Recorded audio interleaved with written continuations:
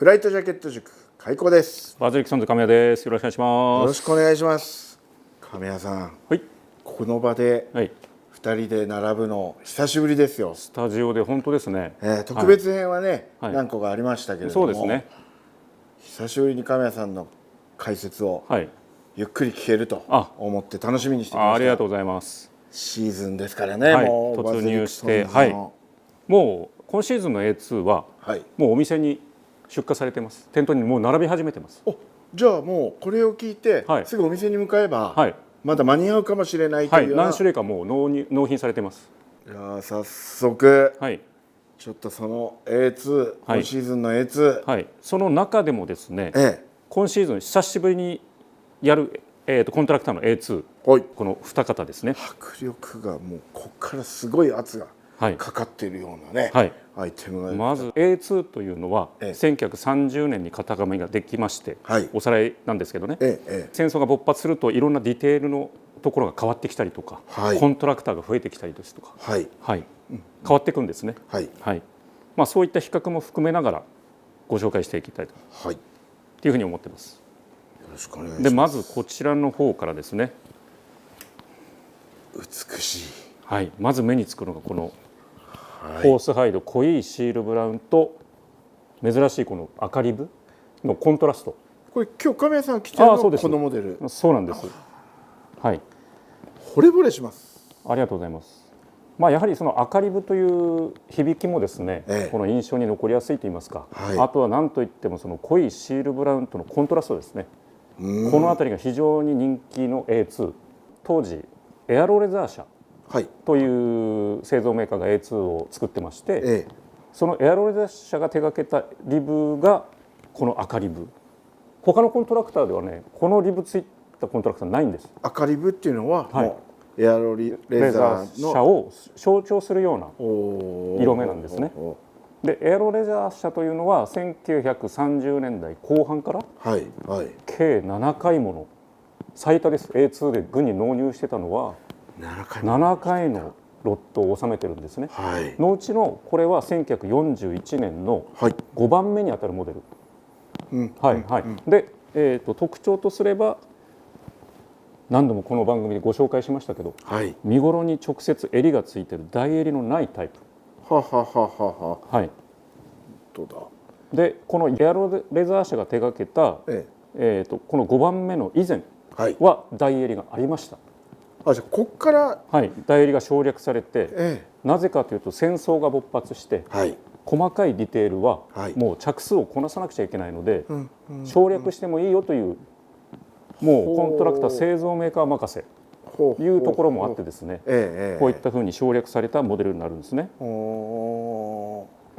でこれはちょっと独特の光沢感がありますけども、ベジタブルタンニング、植物の樹皮から抽出した渋液でなめしてですね、その後に仕上げが、ピグメント仕上げ、ピグメント仕上げっていうのは何かというと、言ってみれば水性顔料なので、表面がすごくこう強いです。絵の具を塗ったような感じですね。そうです。コーティングですね。いわばコーティングですね。ですから汚れとか、水分とかにも強いです。でもいい色ですね。これももう当時のこういう色だったっていうのを再現しているそうですね。当時はシールブラウン、それからラセットブラウンというふうに2種類の、軍の規定色が A2 にはありまして、そのうちのこの濃い色がシールブラウンという規定色ですね。でコントラクターによってその一言でシールブラウンとは言っても、いろいろなばらつきがある。これもなかなか A2 の面白いところです。そうですね。中でもかなり濃い黒に近いシールブラウンですか、これは。そうですね。だから余計このリブとのコントラストがかなり効いて、迫力がある A2 です。で今度はですね、先ほど紹介したこれとは全く今度も性格の違う、ルックスも違う。違いますね。もう革の質感からも見て分かりますね、これ。全く個性の違う A2 が。これはですね、1933年から、A2 のコントラクターになったウェーバースポーツウェア。ウェーバーですね。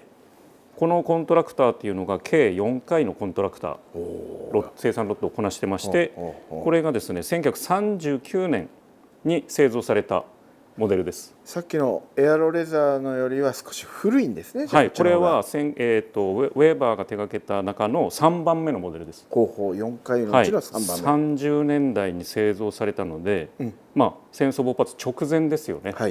ですから手の凝ったディテールが随所に見られます。まずこのハトメジッパーですね。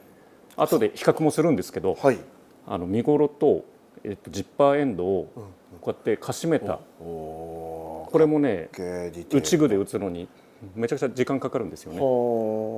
あとはこのリブの裾のトップステッチ、これなんかも戦争が勃発するとこのウェーバーのコントラクターであっても次の生産最終ロットからこのステッチがなくなります。省略されていっちゃうんですね。で先ほどのエアロレザー社は身ごろに直接台襟がなくてついてましたけども、こちらは台襟があっての、身ごろと襟の間にこの台襟、シャツのような台襟があってのディテールですね。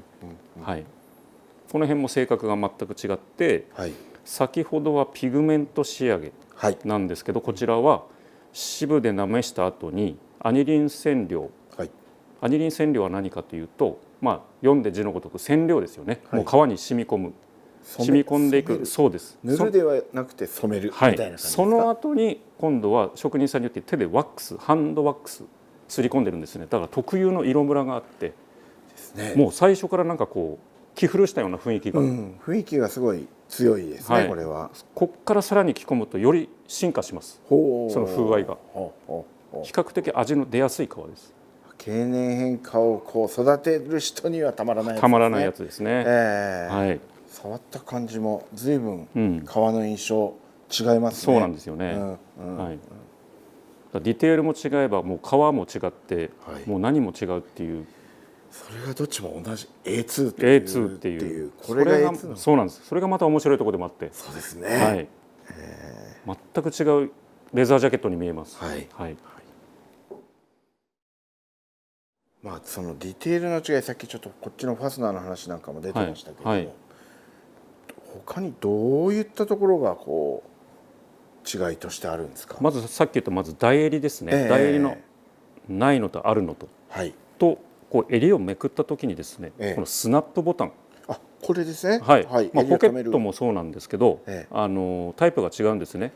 こっちがねボールスタッドタイプって言って突起状のもので、4分割のソケットがあってそこに収めるんです。こっちはねリングスタッドって言いまして、ここにリング状のバネが入ってて、そこにこうスナップで留めるタイプなんですけども、あとは細かいんですけど、このネックフック、こっちも突起物のこう盛り上がったような感じで、形が違う。こっちもフラットなんですね。これも違いますし、襟元のネックフックをかしめてるアイレット、こっちはセパレートで2つあるんですけど、輪っかが2つ、シングルアイレットが2つ、こっちはねメガネみたいにつながってるツインアイレットなんですね。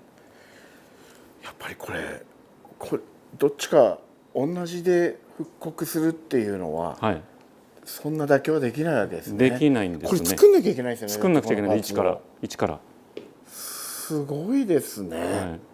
こんな細かいこと気づかないです。多分僕はそうですよね。言われないとっていう。なのでこういうところで実際に説明をしたくてですね、うずうずしてるんです。まあまあこだわりの部分ですもんね。それがあとは先ほど触れたこのジッパーですね。こちらは金属のプレートをこうプレスでぶち抜いてですね、折り曲げてハめでかしめたタイプで、こっちはもう1940年代になるとこうエンドボックスがついて、もう今のものに近い、だんだん近づいて、親しみのある方はこっちですね。エアロレザーの方が親しみの。で引き手なんかもですね、こっちはですね片爪ピンロックって言いまして、こう引き手を上げるとですね、こうピンがあるんですね、鋭利なピンがあって、そのピンが下ろすと虫と虫との間にロックされてファスナーがストップする、止まるという。でこちらはですね、もう40年代になるとこの真ん中のディテールのところに、バネ状のものが内蔵されていて、これがオートロックになるんですね。自動的にこう止まると。この辺もファスナーの進化ですよね、時代とともに。こっちの古い形古い形のもの、はい、ファスナーも進化してます。はいはいはい。あとは、一番そのコントラクターの中で分かりやすいと言いますか、ポケットの形状ですよね。フラップの形状とか、こちらは大きくカーブ、ポケットの下のカーブ、はい、これは本当四角に近いポケットですね、はい、先っちょだけちょっと丸いみたいな感じの、はい、あとフラップもですね、この微妙なカーブと、あとステッチの幅ですね、際からのコバからのステッチの幅、全然違いますね。はい、確かにこの辺りもですね、ちょっとミリ単位で違うと大きくもう受ける印象が変わってくるんですね。いや、これは所有するんであれば、はい、覚えておきたいですね。はい、自分のジャケットのポイントはどこなのかっていうのを、はいはい、あとはですね、細かいんですけど、このファスナーのついてる前立ての部分、左身頃にこう設けられた前立ての部分、はい、エアロレザーのこの5回目のコントラクトはちょっと細身なんですね。前立ての幅が、はい、こちらの方が若干、こちらの方がどちらかというと一般的な幅ではあるんですけど、受ける印象がこの辺りでも全然違いますよね。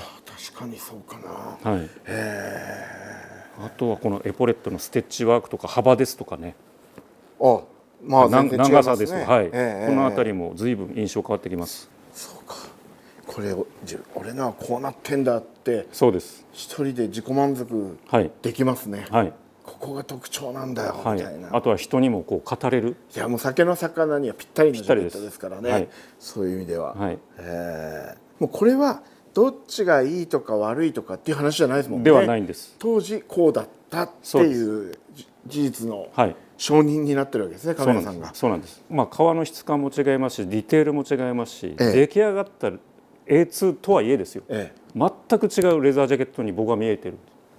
そうですね、はい、それは本当どちらも魅力的で、はい、製品化したくなってしまう。はい、悩みますよ、買う方からしたら。どっちにしようってこれはなるんですよね。はい、ですからお店足運んでいただいてですね、お客さんは、本当に自分だけのその一着、自分が気に入った一着を見つけていただきたい。これ同じ40だったとしても、やっぱり着た感じ違う。そうなんですよね。その当時作ってたコントラクターによっては、特にその今回リリースしているこの赤リブなんですけどね、左身頃と右身頃と同じ型紙を使ってるんですね。反転させて。そうです、通常のジャケットの作り方ですと前立てが左身頃にあるので、この分左身頃の方が大きかったりするんですけど、大体コントラクターによってその左身頃と右身頃別で用意しているところもあれば、左と右を同じ型紙を使っているところもあるんですね。ある意味それも簡略化なんですか。そうなんですよね、おそらく。でその前立てに右身頃から入っている分、若干こちらの方がタイトめにできたりしてます。はい、若干ですけどね。こういう作り方をしているのはこの5回目のエアロレザーと、あとA2 でよく有名なコントラクターでラフエア社ってあるじゃないですか。あそこもそうですね。もちろん大襟のありなしでも着心地とかも変わってきますし、あとは背中から見た時のこの肩の傾斜ですね、こういうそこでも着心地って随分変わってきますし。違いがあるんですか。そうなんですよ。そうなんですよ。各コントラクターによって微妙にその肩傾斜が、それは全部それぞれ忠実に型紙から再現していると。すごい、なかなか面倒くさくてできないことですよ。A2 でディテール揃えた、革の質感揃えたまではできますけど、同じ型紙でいいかなって僕が仮にブランドの人間だったらしちゃいそういいんじゃないか、同じで気づかないだろうみたいな。いや、なぜかというのもやはりさっきまた自分の話に戻るんですけど、一着一着違うレザージャケット A2 に見えるんですよ。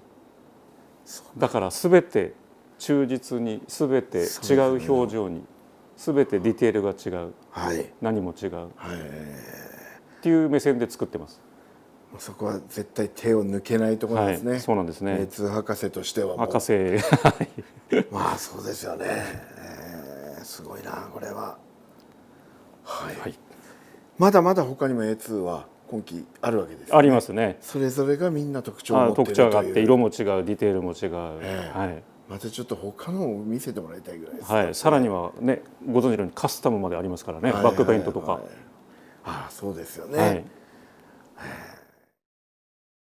もうこの A2 の本当にビザ、はい、ビザだけでも楽しめるじゃないですか、だけど自分のものを買う着るってことを考えた時にはそのビザにこだわって選ばなきゃいけないですね。そうですね、やはり決して安いものでもないですし、でその分逆に言うと育てがいもあると。